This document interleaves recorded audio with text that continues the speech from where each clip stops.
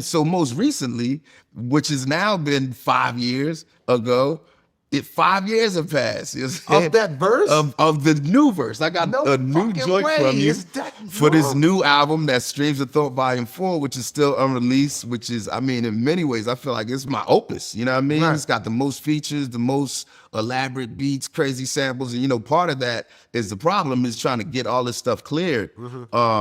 But yeah, your verse on that song and on that record is definitely coming out, and is and I think it's super powerful. And I think you know, that verse represents, you know, like part of your growth.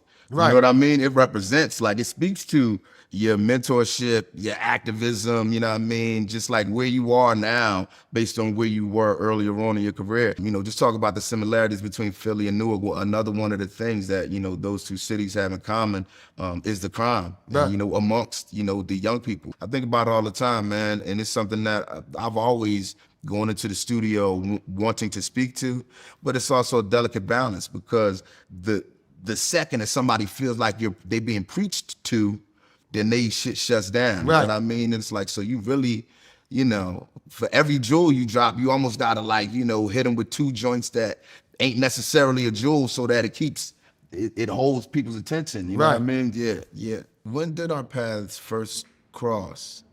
Well, I know my path started from the Roots album. Like, y'all was in my CD player. Y'all was part of my growth of dopeness and caliber of how I should be spitting, especially you, bro. Like, especially like songs like Desperado.